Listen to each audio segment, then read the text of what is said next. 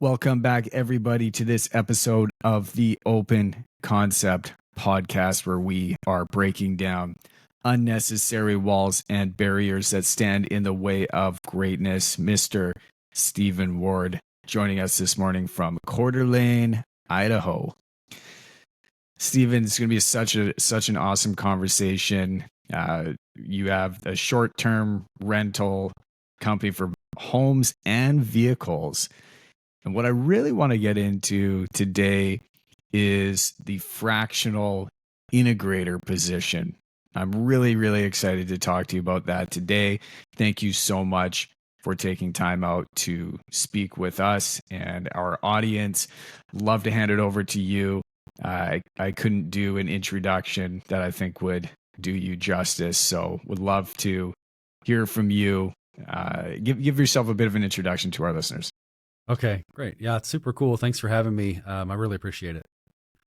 I spent the last 15 years at a company here in Coeur d'Alene that does H-2A and H-2B work visas, temporary work visas, and grew it up from about $500,000 a year to $8 million in the last 15 years. And it's been a wild ride. And in that time, I spent time as the integrator of the company, basically removing obstacles and barriers and keeping the entire company working in cohesion behind the scenes, really a lot of behind the scenes, and interpreting the visionaries picture for all of us and then putting it into concrete action. So I spent up until February of this year doing that.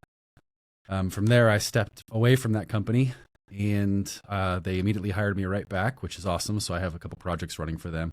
Amazing. And I work now as a fractional integrator, which is basically that role, but even more high powered and focused to help companies or business owners sort of crack out of, I call it getting them unstuck and pointing them in some directions that seem to come naturally to me, which I think is pretty cool, and then really opens the door for them. So that's the lane that I'm sitting in. And then the short-term rental thing is really my wife is spearheading that side of things, but I'm supporting her because she's the visionary in our relationship and I'm the integrator. So yeah. She's the CEO of the household. I get it, man. I'm not the CEO of my household either. It's sort of a weird place to be. Yeah, every good thing we have spawns in her brain, and then somehow she can paint enough of a picture that I can go make it happen. So it's a pretty cool team. Yes, sir. Oh, I love it. When you're talking about the CEO of the company or the owner of the company or any company, whether it's Apple, Amazon, name any sort of company. If you know the founder and you think of the founder, that founder is often painted as the visionary of the company.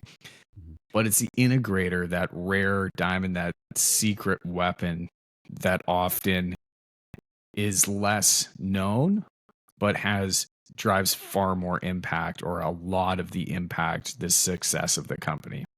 Mm-hmm. Right. So what makes a great integrator? And I have a business partner as well, and I look at him as very much an integrator. But what, in your opinion, makes an incredibly great integrator? And you said things come naturally to you, but not so much as others. And I think it's more natural for people to have big visions and dreams, but act rather than paint a strategic picture on how they're going to accomplish that. They need somebody. They need some direction. They need somebody to take what it is that they're painting to their team, pitching to their team, pitching to investors, whatever that is. They need somebody to make that happen. So what makes a good integrator? A visionary is brilliant because they'll make it happen to start with. They'll become the integrator and the visionary all at once at the beginning of their companies. An integrator has to come in when the systems need to start strengthening, because a visionary gets bored with systems. And so a visionary often needs an integrator person to come in and say, okay, I've got this chaos here that I've built to a certain size, but I can't grow it any further. I'm reaching this cap. And so I think what a good integrator does is they can see the moving parts and they can see how they'll come together. So that's part of it. And I think an integrator is really good, I think naturally, when an action is going to be taken, they can see the ripples of it across the entire company and into the future.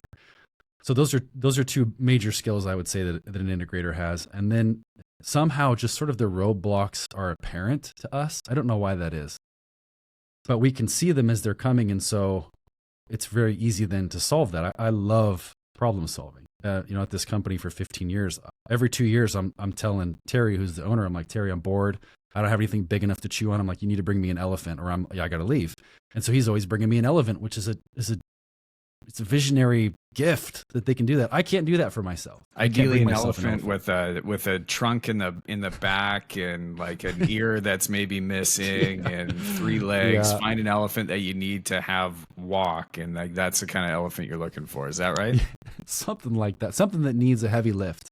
I like to take off a big bite, because then it just breaks down into parts. And then when you can get the whole team behind that vision, and you adopt some of the processes that the entrepreneurial operating system offers, 90-day action items that roll into a 1-year plan, and be specific and intentional about how you report on those weekly, man, you can make a lot of progress.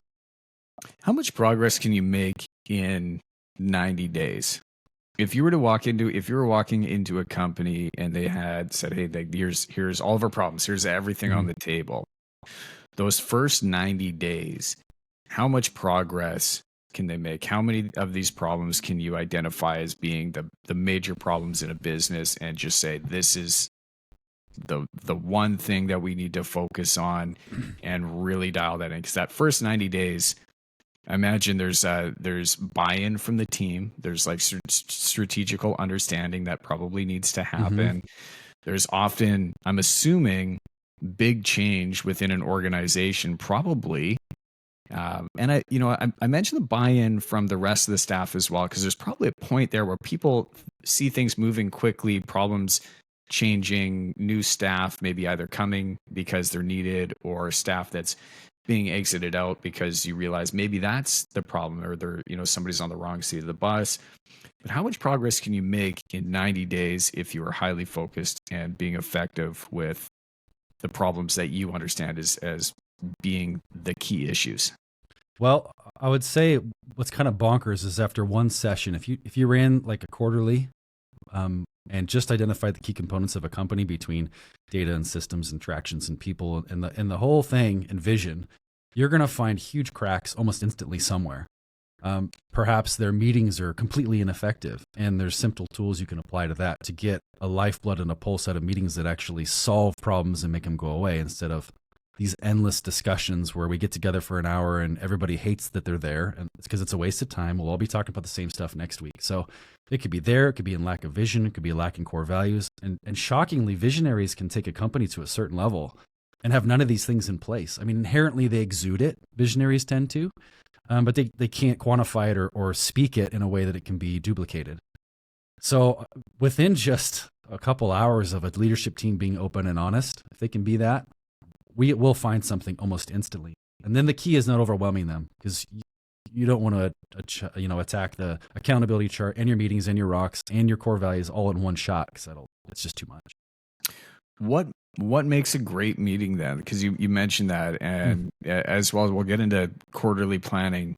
But in your opinion, you mentioned meetings, and I think that probably hits home with a lot of people, because there's a lot of business owners that are out there like, yeah, I'm running my weekly team meeting every week, but you show up and with a lot of energy, and there's a lot of long faces that are sitting around the table, or they're there, or maybe there isn't a lot of energy, and you kind of like, I don't know, we talked about this last week. Why are we here? Like I have stuff to do. But how do you recommend running a highly effective meeting? And I understand like there's very different types of meetings. If you're an EOS guy or gal and you want to run a level 10 meeting, not everybody loves EOS, but how would you define running a really effective meeting? Well, at the simplest form, lining up issues and making them go away forever, like coming up with solutions with accountability tied to that back end. On a more complicated answer, it's, Gino Wickman and EOS. I'm a huge proponent of how he runs his meetings, which is they start at the same time and they end at the same time every time. And they're on the same day and they have the same agenda. And when you do that, you create this cadence. They call it the pulse of the company. You need a pulse to stay alive. You come into that meeting and the entire first portion of the meeting is just focused on fleshing out issues. You prioritize those. You knock them out in order of priority instead of in order of what's easiest, because some teams want to do that. Well, like, that one's easy, let's talk about that. But is that the most important? Well, no. And then if you can break that down into the IDS system, which was identify, discuss, and solve, and spend time identifying the root cause. So-and-so is not performing. Oh, well, they have a bad attitude, so we should do this. No, that's not it. Did you talk to them? Yeah, they're actually not a great fit for that spot. I talked to them and we need to shift them within the company. And maybe it's something even further than that. Maybe they're not right for the company. They're not right person, right seat. But if you don't spend the time getting to the root cause of this issue, whatever it is that you're dealing with, it's just going to sprout itself again next week because you can't kill what the problem is. So if you identify what it really is, not just the symptoms, discuss a solution quickly, solve it, assign it to somebody and have them report on it next week. This company here in Coeur d'Alene, we just flew when we put this in place.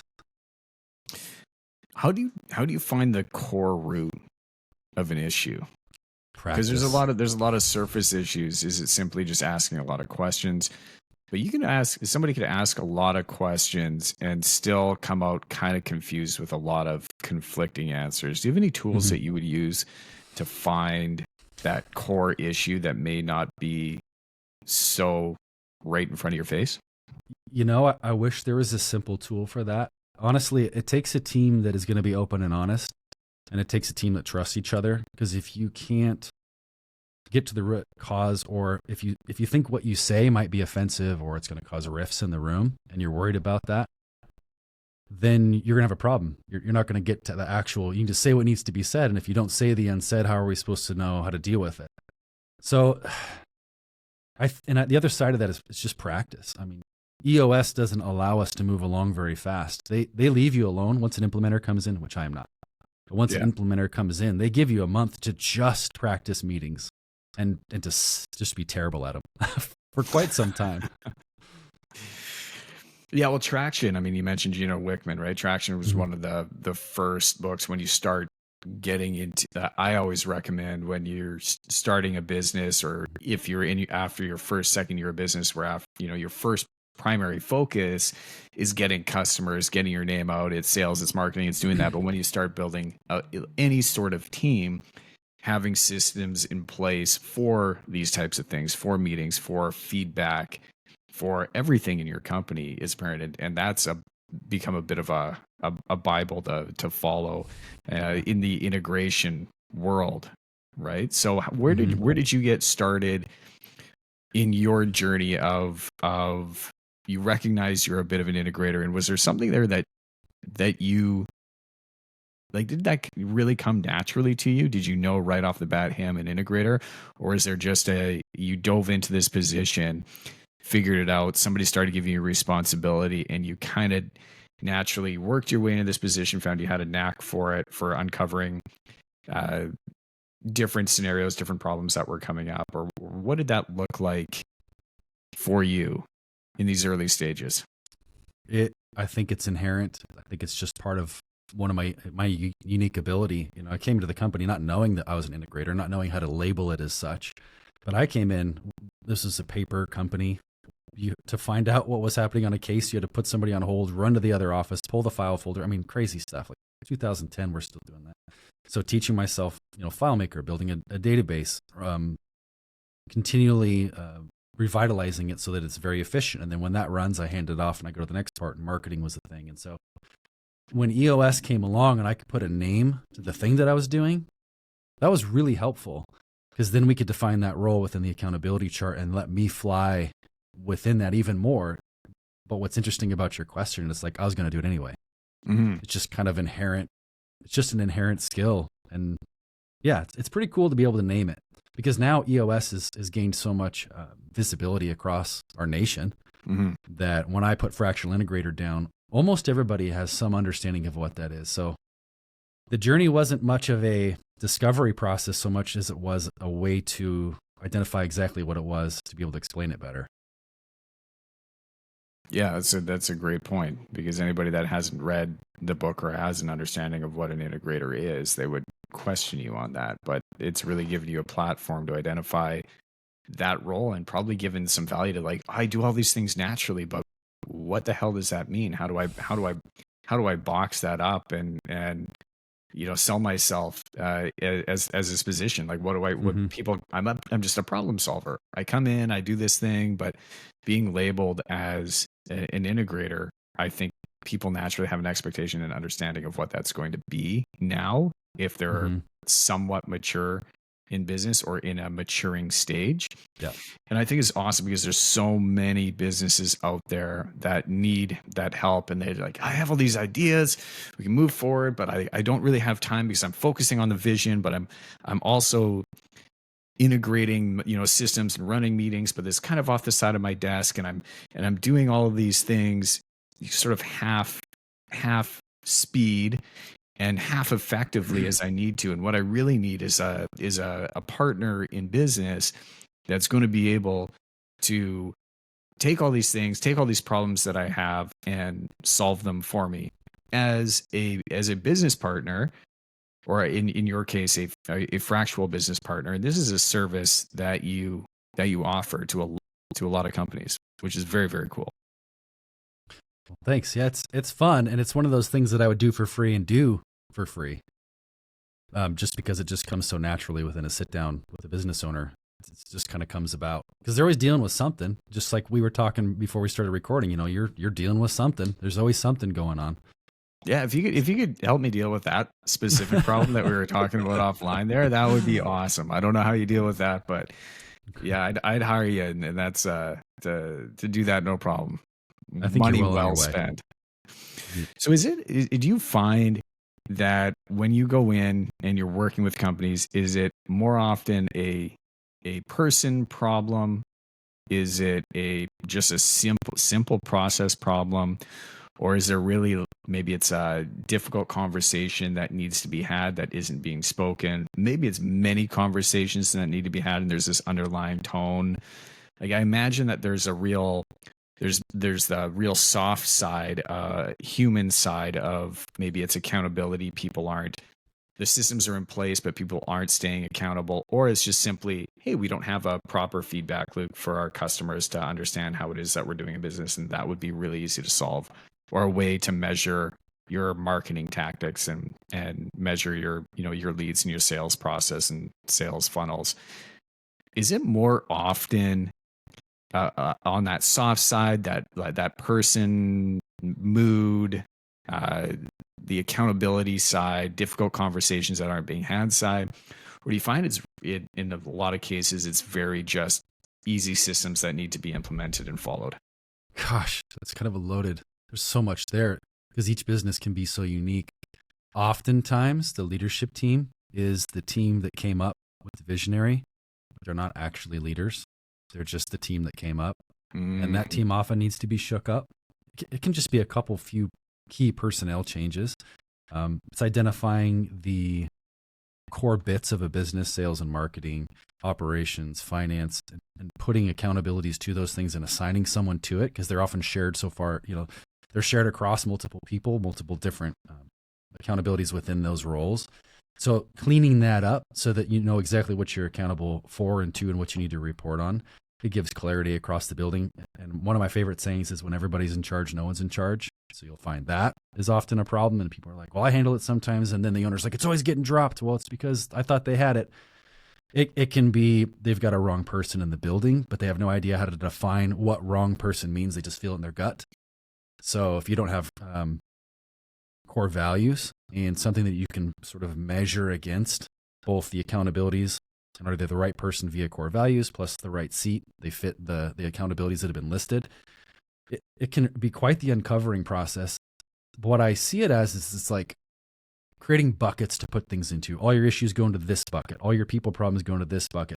This is the evaluation tool when you're dealing with people problems. And so, your question is kind of loaded, because I haven't come across anybody that's like, I just need a marketing funnel. I have everything else going for me. What the thing is they have these big visions, and then they've got they're just chewing on this personnel problem. But if I help them with vision and we forecast a 10x vision for the company, and they can actually buy into it, all of a sudden they're like, why am I spending time on this people problem? Obviously, the next step I need to do is let this person go and insert somebody who fits this 10x vision I have. So it could be a lack of vision, a lack of core values and focus, a lack of ability to evaluate against something, lack of clarity around key accountabilities. I mean, there's so many ways to go. Why couldn't you just tell your leadership team and your entire staff to just do more and do better? and just Yes. and just be like, that's it. That's what it comes down to. Just do more and do better. Why doesn't that work? Why doesn't it work? I think because the visionary treats everybody as if they're visionaries and they're not. Some people just want a job and they want to know exactly what their duties are so they can perform well. And visionaries stink at clarity around that situation. And an integrator walks in and goes instantly, "Oh, can that person explain what they do to me in a way that you agree?" Well, I don't think so. Well, then how can you expect them to get it done the way that you want to get it done if they can't even describe what you have in your brain? I just think it's clarity around what's expected, and even when you think you're being clear, I just did a reel about this the other day. You're not. If you say it and you think they got it, ask them what you just said, and you're going to be shocked what they give back to you. So that's like my that. theory on that.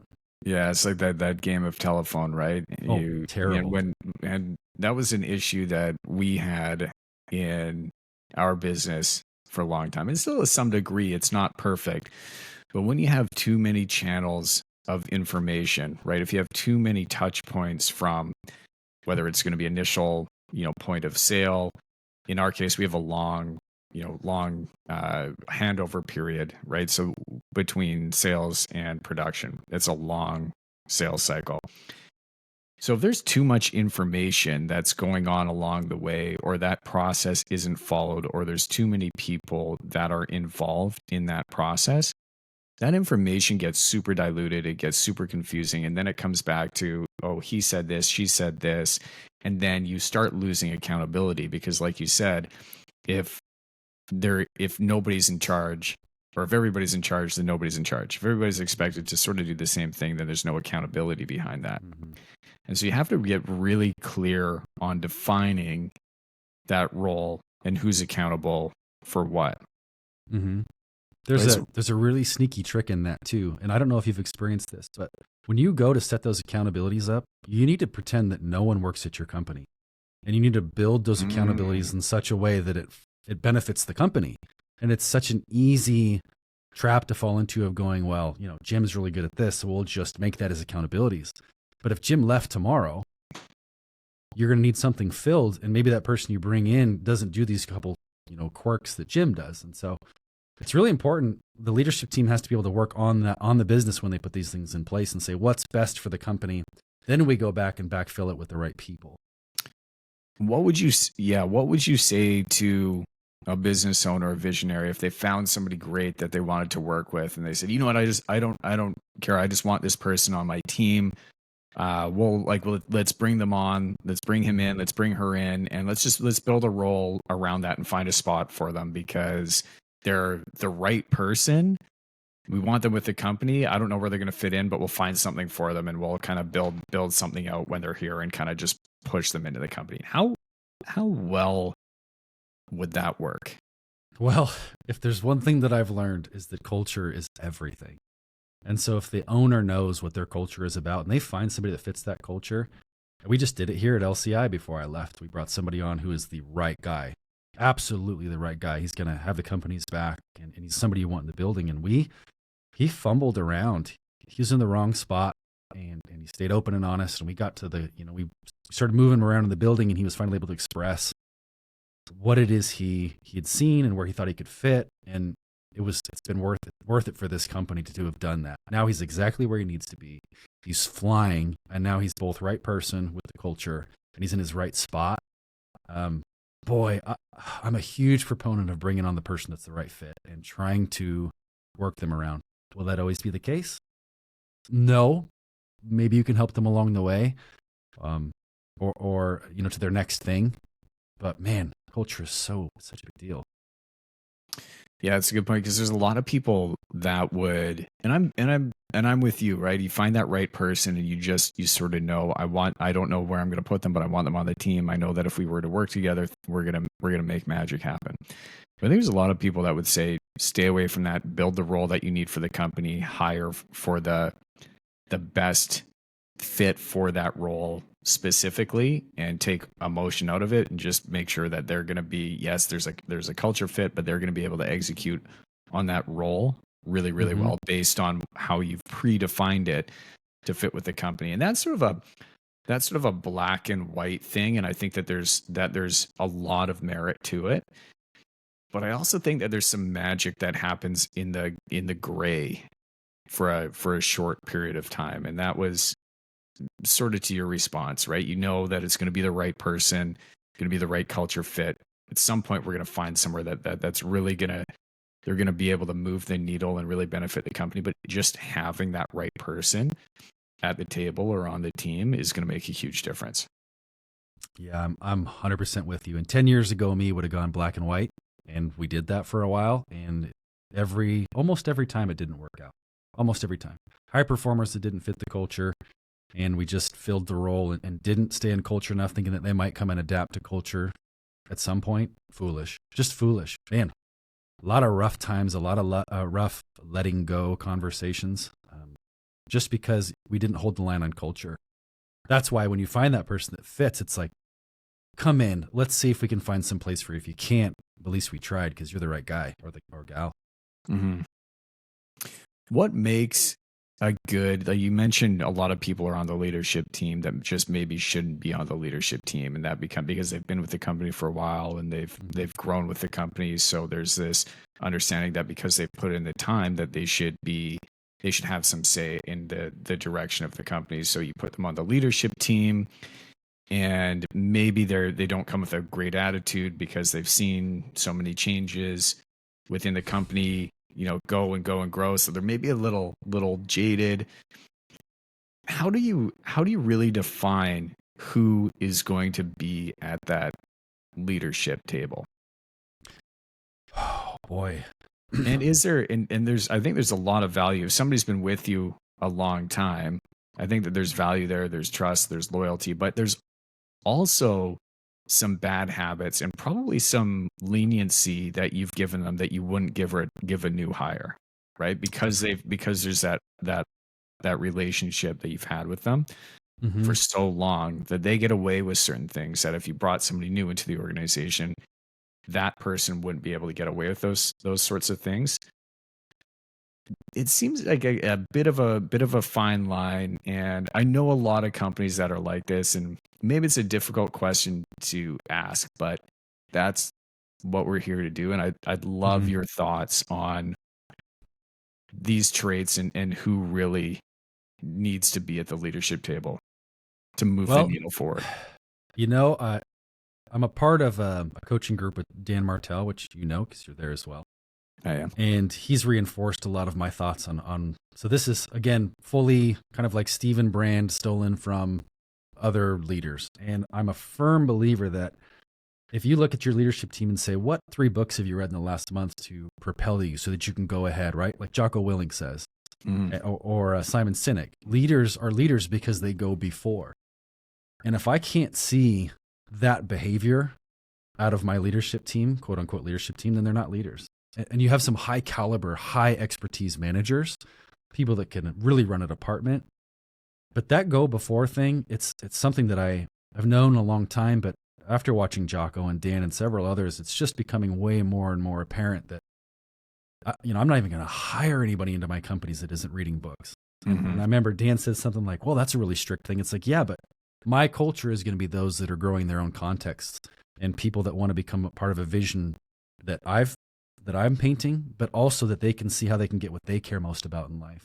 And if they're not becoming, through context and input, I just don't see how they can be a part of my organization. And that's what my advice would be to the leadership team. I've told leaders this specifically. I said, you tell that group, because it was a group of people that have been around a long time, tell that group to go out and read a leadership book and tell them how they're going to use that to contribute. And if they don't even bother to read the leadership book, then you need to have a tough conversation about how they can be better used somewhere else in the company. I don't know any way around it.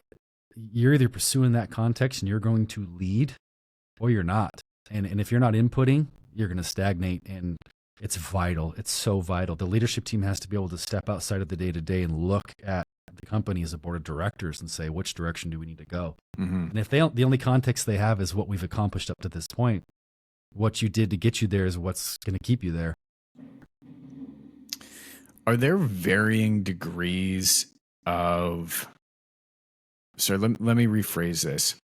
I understand that there's a CEO and a COO and a visionary and an integrator and however you want to chop that up. Mm-hmm. From a CEO position, I know that there's a peacetime CEO, and I'm not coining this.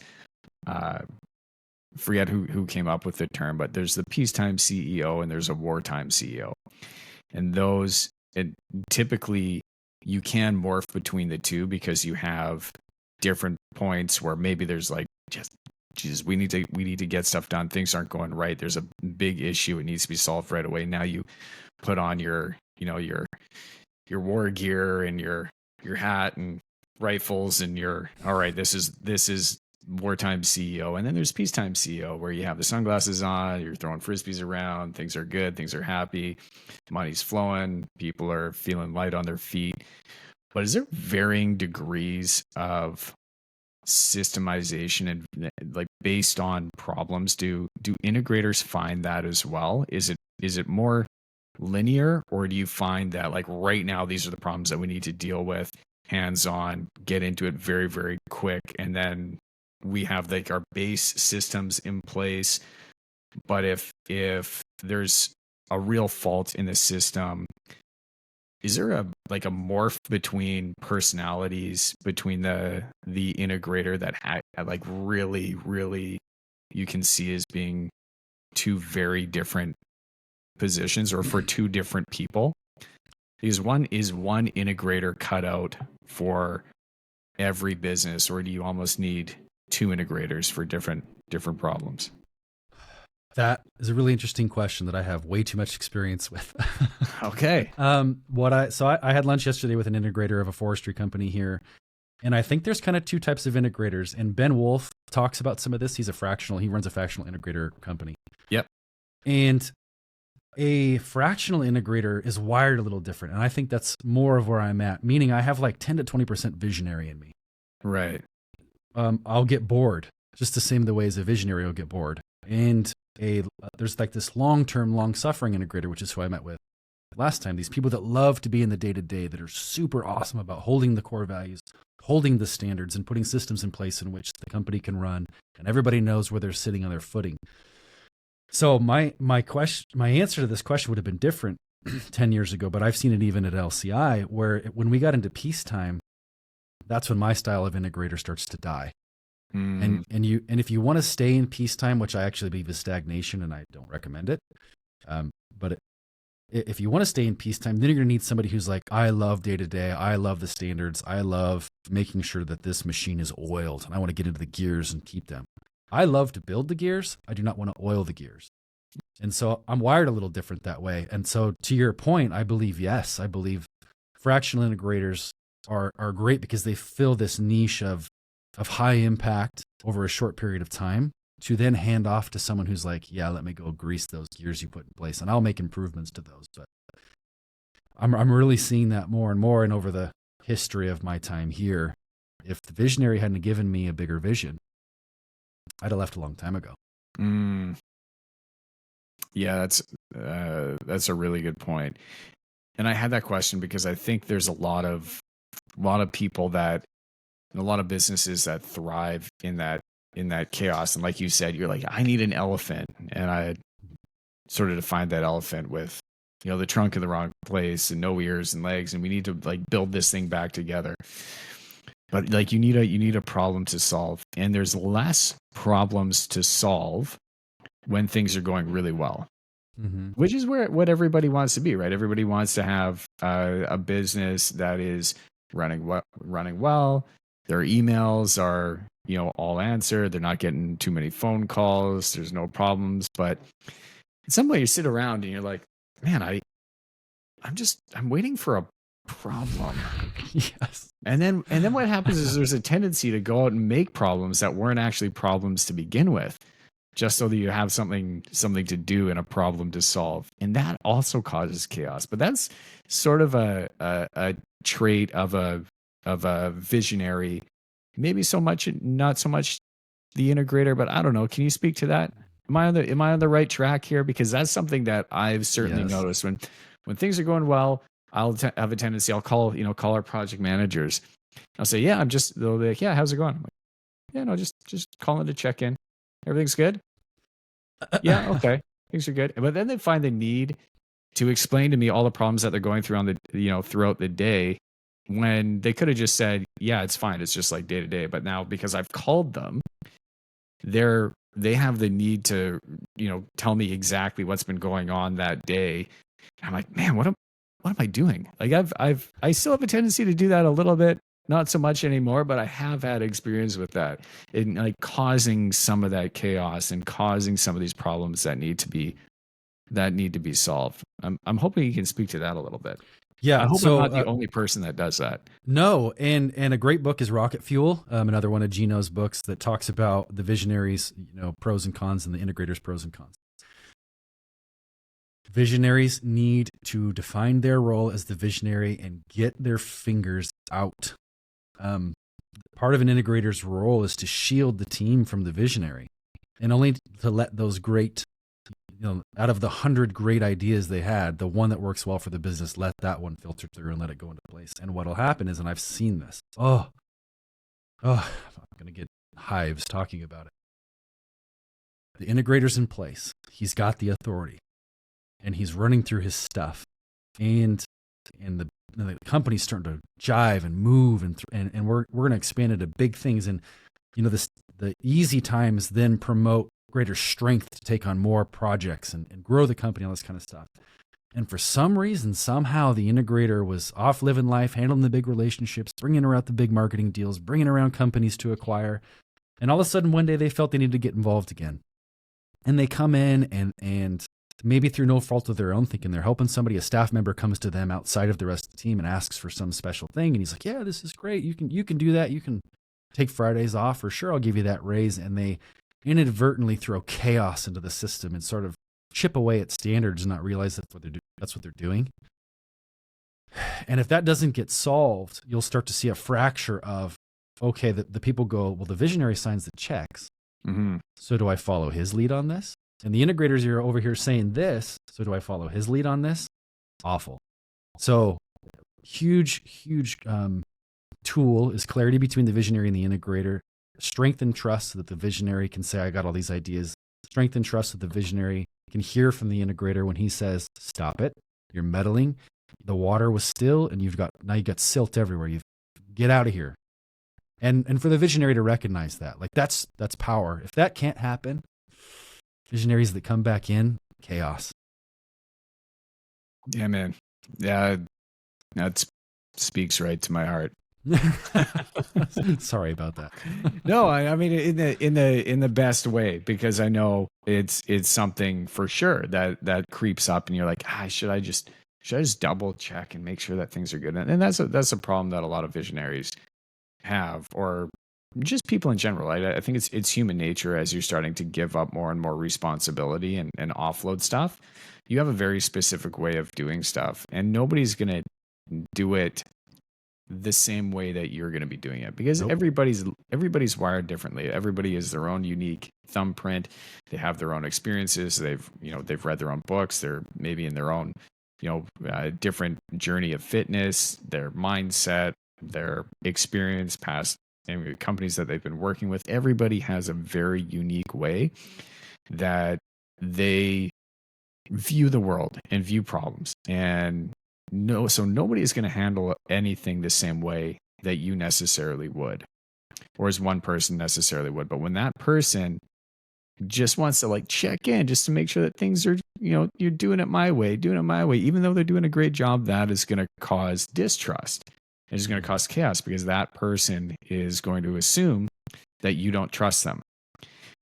And then there's probably, maybe you can speak to this, but then there's probably going to be less accountability, because they're not going to get stuff done because they figure that you're going to do it anyways. And then you come back and say, I thought you were going to do this because this is your job. And they're going to say, well, you told me it was my job, but you tend to handle this and take care of it. So it didn't get done because I was under the impression that you were going to do it. You were under the impression that I was going to do it.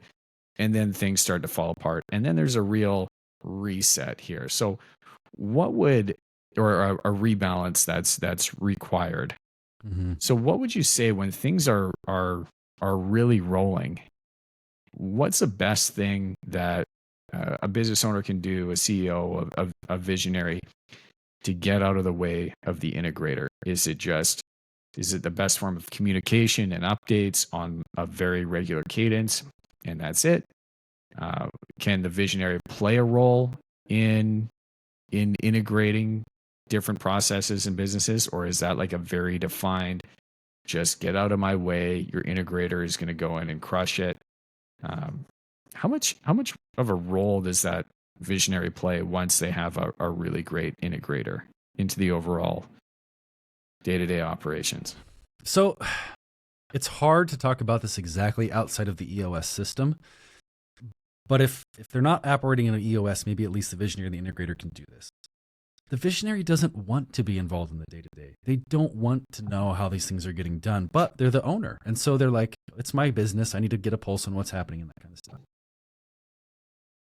The visionary ultimately needs to buy into and believe in what the integrator brings, and that they will go make the vision happen. So where a visionary wants to live, big ideas, big relationships, whatever that happens to mean for the company between acquisitions or these like large clients that only they have the skills to handle. Nobody's going to sell better than the visionary, the owner.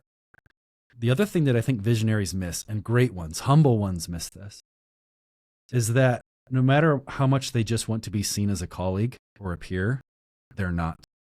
They signed the checks. They make ultimate authority. And so your example that you were talking about earlier is when they come back in and they start kind of talking about, well, we could do this and we could do that. And then what happens is everybody that hears the visionary speak goes, let's get the stone tablets out and put this down in law because, he's come down off the mountain to speak to us and we like him. We love him. So let's make this thing happen. And he may have just been thinking out loud. And then next week you've got another think out loud. And that thing is a whiplash, a different direction from the last week's think out loud. And if you don't have an integrator in between that, going, hang on, that's a great idea. Let's work on implementing it. That's not a great idea. Let's put that on the long-term list of vision. Boy, the chaos that can be created again. Just in people wanting, it's all out of great intention. The visionary loves everybody. He wants to come talk about stuff. The people love the visionary because he's awesome and he gives them this opportunity. And all of a sudden you have all these initiatives that are starting to take place that should have never started. We run I have a construction company here as the primary operating company, and we build homes. We build restaurants. We're building a beautiful brewery right now and big restaurant. And when I walk onto a job site, the work stops. That's not my intention. That's why I don't go to site very often, is because when I show up, people seem to, they see me walk in and they come and they talk to me. They want to have a chat. They ask my opinion on a few things. They do this. And I have to act like a bumbling idiot. I have to act like I have no idea what's going on. I can, certainly be friendly. But if I get in the way and start having conversations with different contractors that are on site, or talk with, maybe the customer happens to be on site and I'm speaking with them and I give an opinion that is maybe outside of what the project manager on site has spoken about, I am going to hear about that. And so for me, when I walk on site, I'm like, I just have to zip it, and I have to just show up and just say, hey, I'm just, here to film a few things. Just don't stop working. Because as soon as I walk on site, the work just stops because people want to converse, and like the conversation they're going, music maybe turns down. The whole flow just stops because I interrupt it without really trying to, but it was something that just naturally happens. How'd you discover that? How did you go, I don't love this, but this is my impact? How did you figure that out and decide to change? It was honestly, my staff just gave me shit too much, and they said you can't go. Like finally, I heard it enough times that I was like, all right, you're probably right. So I have to make that less of a priority, because that was, and there was anytime that there was a conversation that I would have, and back to the initial points and friction along the way, right? And that game of telephone. If somebody's saying one thing to me and I interpret that one way, and I pass that information on to one of our, whoever's really directly responsible for that outcome, and it's interpreted slightly differently because I don't have all of the context, then that can be a pretty detrimental mistake, or that can be a pretty detrimental outcome, not only in the trust of the project manager, or whoever that key person is on the leadership team that may be involved, but to the customer, to the overall project that we're working on. And I overcame that through just repetition and my team telling me that honestly I needed to stop, and I have the trust in them that they're going to get it done. But that was a big learning curve, especially as you grow, especially as you hire more and more staff, and you take on larger, and in our case, larger and more challenging projects that we've never done before. There's this sense of we need to get this, we need to get this completed as a team. So everybody should sort of be involved a little bit, but it's really not that way. Everybody needs to step out of their comfort zone and really be able to develop themselves inside the company, and in our case through taking on more challenging and different scale of projects that we've never done before. But we need to do that in our own silos, right? And we can communicate that and talk about the progress that we're making. We can review it and go over any challenges that we may have had, and together as a team we can sort through that. But the day-to-day operations, everybody needs to make those mistakes on their own, so that they know in their role and in that context, if it does come up next time, that really sits with them, because they know this has happened before. I really don't want this to happen again. But some things you can learn, you can pick up out of a book. But I was listening to a podcast recently with Chris Williams and Naval Ravikant. I don't know if you know Naval. Mm-hmm. And they had an interesting conversation about people that they will learn lessons that can only be learned through own personal experience and context, right? So everybody can tell you, people that have a huge amount of money and wealth and they've developed it, they can tell you, oh, here's all the problems that you're going to have, when you become wealthy or as you go to establish wealth. But everybody thinks that they're going to be able to navigate through, they're going to hear that, but they're going to think that they're going to be able to navigate all those challenges differently on their way to gaining wealth. Or if we're going even further back, right, the fall of civilization, you can read about history in books and how civilizations have collapsed because this is, what's been going on. But it's not going to happen to us. And here's why, right? And there's this justification. So there's all these lessons that you can speak to people, you can learn from their mistakes. They will tell you what you will learn. And some of that you can definitely learn from, take advice from. But some things you just can't learn. It just won't sink in until you've gone through that in your own personal context. Mm-hmm. Does that make sense? Definitely. And are you talking, you might be talking about both. Are you talking in terms of your own growth as the visionary, but also as you have teams and you've got a team that was like everybody kind of did everything. Now they're moving into their own buckets and allowing them also to overcome these challenges on their own and learn that sort of hard knocks way. Are you talking about both you and your team? Yeah. Yeah, 100%. I'm talking about human beings in general, because there's a natural, I feel anyways, there's a natural instinct to want to grow, to want to learn. I think most people do want to grow, and most people do want to learn, and most people do want to contribute to, whether it's the role in the company, role in society, role in family, whatever that is, they want to make sure that they're going to be able to contribute. And so you start asking, if you're interested in something, you start seeking out advice from others, and you start hearing things along the way, and you pick up you pick up a percentage of that, what to do, what not to do, what worked well, what didn't work well. But until you really go through that on your own and you can look back and say, like, I knew better, but I did it anyways. I had that information. I knew what to do with it, but I needed to, just dip my toe in that water a little bit just to see. And in fact, yeah, I shouldn't have been there. I shouldn't have done that. Right. So that's, I think, human nature, and just some of these lessons you can't learn unless you've experienced yourself. And I'll give you a little context here. Right. One of our processes in our business, in the operating company that I'm talking to you about on the construction side, we have weekly meetings with our clients. After that weekly meeting, we send a recap of what we discussed in that meeting and the decisions that were made. Right? There's an agenda that goes out to the customers. These are the things that we're going to be going over. We go over those items in the meeting. Any other items that have come up for discussion, that gets recapped and it gets sent through our CRM system. Why is that system in place? That system's in place because we've too many times had a conversation that's been interpreted differently, and that information didn't get to the right person at the right time. So what happens is that system in particular, if they're speaking, project manager goes in, they're meeting with the customer, there's conversation that are had. They feel, you know what, I don't need to send a recap there. We're all on the same page. We've all had the discussion.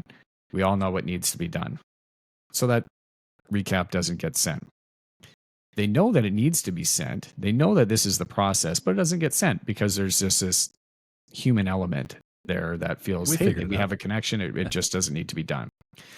4 months goes by and there's an issue that arises because that information wasn't transferred properly, right? There wasn't a recap. It was something that was, well, don't you remember when we were talking about this 4 months ago and this came up? So yeah, but this is what I meant. And I was like, well, this is what you said. And like, that could have been solved through process. But and any time that there's a breakdown, you usually know that there's something that you could have done differently because you understood it, but you just didn't, and you'll learn from that a lot faster if you're making those mistakes. Yeah, for sure. I'd love to do another pitch for what an integrator might be able to step into, especially if you're doing weekly level 10s. What I love about the level 10s and identifying issues and stuff is it helps you, teams being honest, that thing comes up. The 4-month thing, right? You go, oh man, this happened.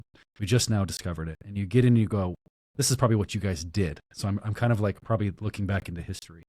Okay, that can never happen again. What was the root cause? We said we're going to send these things out and we didn't. And so they're not going out every single time. Okay, we've identified that the issue is that clarity is never as great as we think it is through verbal communication. Our solution is this recap. How can we make sure that happens every single time? I love how you said that clarity is never as clear as it is through verbal conversation. Yeah, you take a lot for granted. I mean, holy cow, if you step into like the 3 laws of performance and this pesky little thing that we have in front of our face called our deterministic screen, which is, the total quantity of what makes us and all the experiences that we've ever had. And so we get this little pesky screen that interprets everything and gives it to us based on our own experiences and life experiences. And we've all got that. And all of us are battling with even identifying that it's there. So when you think you're clear through verbal communication and you haven't spent the time to go, okay, this is what I think you said. And that person goes to 100%. This is what I think you said. And they say 100%, which you don't have time for in business.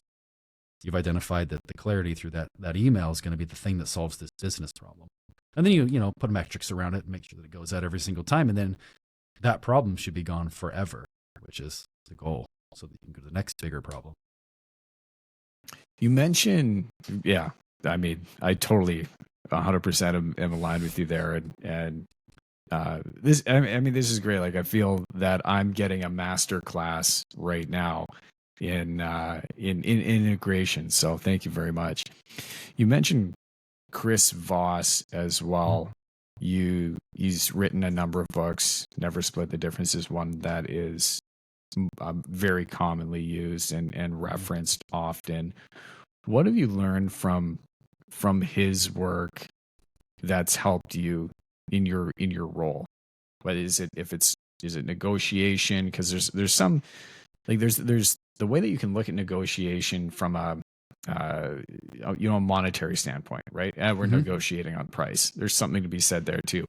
But I imagine there's negotiating on accountabilities, negotiating on commitments that are going to be made between team members, right? So if you have, how does that come up at a leadership table if there's a new role that you're looking to integrate, or that somebody isn't meeting your expectations, or somebody isn't performing the way that they should be in the role?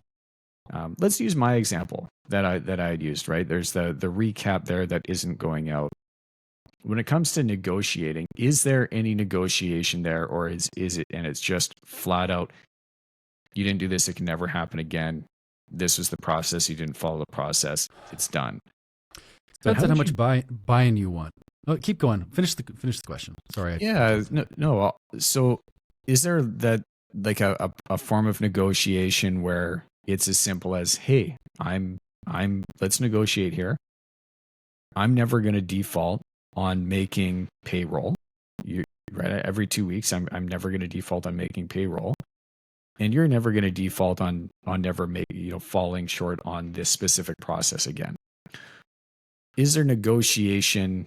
You mentioned buy-in, right? Is there negotiation on buy-in? How does that sit? Okay. Well, I'll throw two things at you. The first one is performance can be directly tied to how a situation occurs to a person. So if they didn't send that thing out, you're going to need to approach and figure out, how is this situation occurring to this person such that they performed this way? That's where never split the difference comes in. And I'll tell you, I don't always do this, and my ego or my irritation or my impatience gets in the way. But I found the one key to unlock, if you want buy-in, is that your counterpart, that person across the table from you that you're addressing this performance issue in. Everybody has something to say. Everybody has a reason for why they do what they do. Everybody is the hero of their own story and performing at the top standard according to them. So when you sit down and you approach the situation as in, I'm going to spend my time making sure that this person across the table from me feels completely and 100% understood by me, I have found that is the only way to change behavior and get buy-in. Because when that person feels heard, basically we're all human, right? We all want to be heard and understood and believe that we're heard and understood, feel it. When that counterpart across the table from you can go, oh my gosh, you get me. And we got to this point, and really it's just like my dog died that day, and I got a text, and it was right in the moment of sending that email. And you can actually get to what caused it, and they feel heard. You've gained trust. You've gained buy-in. You're developing a raving fan in who you are as a leader. And that's the long-term, long-lasting type stuff I think leaders need to be doing. So when it comes to the negotiation table, what I consider as the first most important key, and I do this during interviews, I do it during reviews, I do it during performance updates, is get to what that person's, the core of that thing that they feel they need to be heard on, that no one's hearing them. And when they can feel fully heard and understood by you, that unlocks so much reciprocity to, now that I feel that you know, what can we do? Yeah, that's awesome, man. I don't always do it perfect, but I tell you the most impact. My brother works for LCI, and his performance was just everywhere. He's crotchety, irritable, and it took me almost 2 hours. Alex, it seems like you're feeling this way. No, it's this and that. Okay, you're saying it's this and that. What causes you to feel that way? Well, this, and this. Okay, you're saying this, and this, and just some of the tools from Chris. And he finally got to the point where he goes, I just don't feel appreciated. I was like, that was worth 2 hours of mining, because he's proud. He's not going to say that out loud, but he said it. And once we got to that point and we connected on that, we turned it completely around. And then, Crabby Alex is gone, and productive guy is back, and it's magic. Hell yeah. Magic, baby. Had a guest on, Dr. Ken Keys, a number of episodes ago, and I had worked with him, and he does the personality assessments, and I'm very much kind of undervaluing what it is that he does. But they have the personality assessment, so it defines how people react to stress, what their leadership style is. They have a values indicator as well, which is a values exercise that I've run through with every member of our company to understand what it is that they value. And there's a number of different things that come up. And then, are those values being met? And quite often you see these values that they hold in high standards. Maybe it's their top one or two, but if those aren't being met, if those values are not being met, whether it's in their personal life, or the company is not contributing to those things that they value most, you're probably not going to get as much buy-in. And that was a very valuable exercise that we went through. Right, one of our and a couple of it had come up, and our financial controller, her top value was honesty, that it popped up.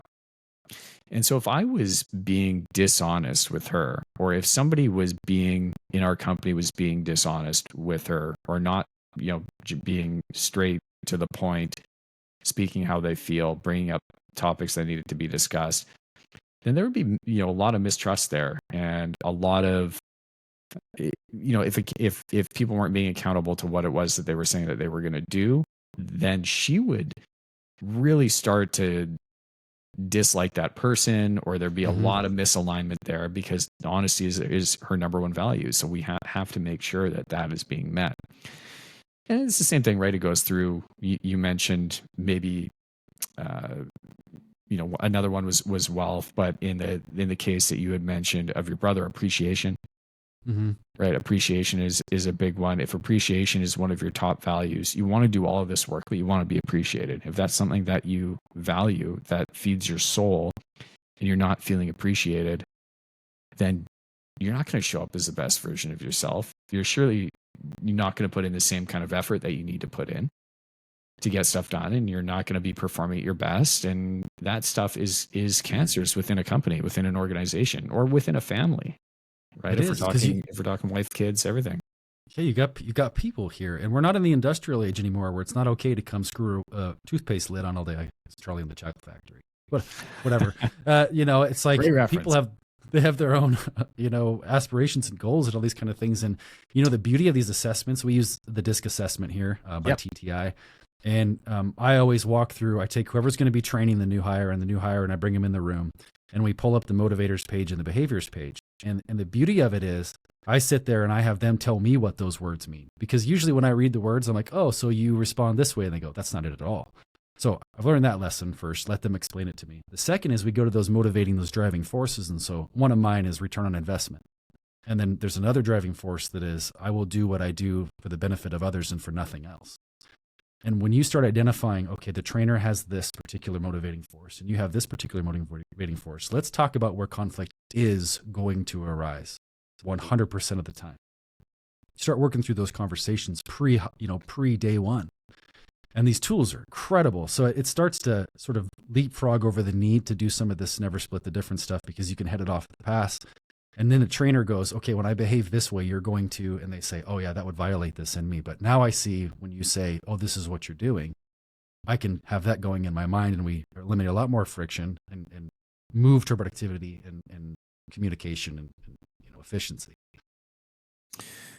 What to a COO, to an integrator, somebody behind the scenes, what do they need? You mentioned a vision, right? You're at the same company that you were. You wouldn't be at a company if they didn't give you an elephant big enough to chew on. What really drives an integrator? Because I know there's a lot of business owners out there, and they say, man, if I could just really attract that person, get the person, that integrator on the team, man, that rocket fuel that we're talking about, that is going to make exponential difference. But what are traits, or what is an integrator, a really good integrator, looking for out of a company that's going to keep them exceptionally motivated and driven to do what it is that they're doing? I'll do my best to speak generally. I've talked to very few integrators because there aren't that many out there. But from personal experience and from the few that I've talked to, I believe this is what it is: that we can affect and achieve outcomes. Now, That may be a bigger bank account. That may be ownership in a company. That may be recognition. I'm not sure what that might be. But I need to know that I can come in and I can be behind the scenes. I don't care. I don't care if there's recognition or not recognition. I love recognition, but I don't care because I want the result. So Right. if you're producing this vehicle and I say, I buy into your vision, sir or ma'am, I buy into this. Now I'm going to come in, I'm going to make it real. You're going to be able to touch it. If I don't know that I'm going to be allowed to achieve those results for real, nah, it's not going to work. Do you know Cameron Harold? I don't think so. No. COO. He has an organization now called the COO Alliance. He was the integrator. We'll call him the COO of a company called 1-800-GOT-JUNK around here. Oh yeah, I've heard his story. Yeah, he wrote the book called Vivid Vision, and he worked with 1-800-GOT-JUNK as their key integrator and got them to, I think it was about 100 million roughly, and then the company decided, we're gonna have to restructure and bring somebody else on and rework that. And you'd be a very interesting person for you to speak with. And he has an organization called the COO Alliance, and that's what he does, is works with other COOs and gives them tools that they need to work with CEOs and that visionary role that you're speaking to. I think, I wasn't sure if you connected with him or not, but he's a really interesting dude. I think he lives in Dubai now. I think he moved to the Middle East somewhere. Wow. Yeah, I think he's hanging out there. Very cool. Very cool. What are the books that have impacted you the most? What are the 3 books that you've read most recently on leadership? Because you mentioned that earlier as something that you want to make sure that people in your world are, if you're working with at the leadership level, are going to be reading. What are a few books that you've read recently that have impacted you? Never Split the Difference I read back in 2019, and I've just been studying the principles, but that's a reread all the time, because that's not recent, but it has to be recent. It has to be top of mind. It's so good. Buy Back Your Time. I mean, that Dan Martell's influence literally shifted and pivoted my entire life. So that's another one for me. And then right now, 10X is easier than 2X or Gap in the Gain. Both of those, I think I've listened to each 4 times in the last 2 months. It's just can't get it in enough. And each time I listen to it, I hear something different. So those are the 3 to 4 that just going crazy through right now.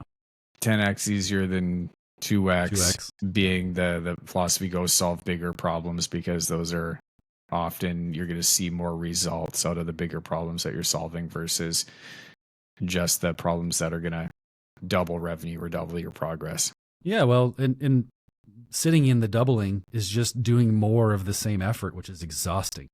A 10X exercise actually gets you to focus on, I'll tell you a really quick story. I met with a gym owner, and she's maxed out on her number of members. She's like at 12,000 members. She's crushing it. But her training is struggling. She's making $5,000 a month in training. And I just ran the exercise. I did the 10X exercise with her. She read the book and she didn't do the exercise. So again, I think that's something an integrator does. It's like, let's bring this to concrete. I can't tell you, just hold on, but I want to hear that story. But just like before I forget this, that's something that's very common, right? You read the book, but reading a book and studying a book is very different. And I love what you said there. I study that book. I'm implementing it. That is implementership right there. That is what that is integrator stuff. That's what they do. Whereas a visionary CEO, they're gonna read a book to kind of get inspired, and they're gonna filter through a lot of that, and then they're gonna put the book on their shelf, and they're gonna say, I read it. Or they'll throw it to the team and go, read this. This is the best book ever. Yeah, and read this. Later, they're like, read this. Exactly. Read this and implement it. This is where my head's at. Yeah. But I love what you said there. Sorry for interrupting, but I had to mention that because you mentioned it earlier too. So yeah, no problem. I love that. The exercises of the books is something that a lot of people certainly don't do. Absolutely not. So yeah, I'm glad. That's why I have a spot. So we ran through it, and I said, what could it make? And she said, I think it could make $500,000. And I said, how long? And she goes, 4 or 5 years. And I go, do it in 6 months. And after her jaw came up off the table and she started thinking, and all of a sudden she's like, well, then I can't have this staff member. I don't have to do this. And I'd have to put this training in place. It was like, it instantly focused her where she should be spending her time. And where she was spending it was, how do I bring this person up? And how do I motivate these people? And it was like, they weren't even part of the conversation anymore at that point. And that's what I love about the 10X exercises. It tells you exactly what to stop doing, and it tells you exactly where you should be spending your time. Awesome. Yeah, no, reading is a big part of my life, my routine. But I do know, I think it was Tim Ferriss that said it is, reading is the most accepted form of procrastination. I can see that. Right? Because you get caught up reading a book and you think you're making progress when really it's like, you're just kind of relaxing, reading a book, but we chalk it up to progress. Mm-hmm. And that's what I think reading books does to some level. But if you're studying a book, if you're making real progress from a book and running through the exercises that you're given, then you're really working. It's going to exponentially move forward the amount of information and value that you get out of that book. The curse of the integrator for me is it's like, I'm reading Buy Back Your Time, and he gets the time energy audit. Within seconds, I have a notebook out and I've got my timer set on my watch and I'm doing a time and energy audit.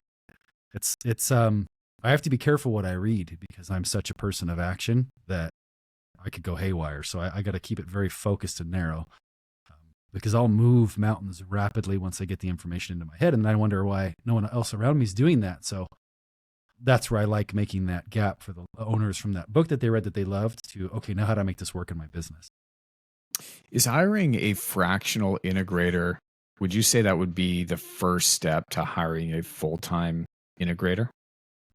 It really depends on your situation. So some situations, a fractional integrator is the only route you can go because you need massive change quickly and you can't hire internally. Mm-hmm. Often you'll find that integrator in-house. And so that is a great route to go. And I think it's, from EOS's perspective, the preferred route, but it's not always the case. What would you say to somebody that's really looking to find an integrator because they know that is somebody that they need on their team? Where are you going to go looking for them? How do you identify that right person in that right role?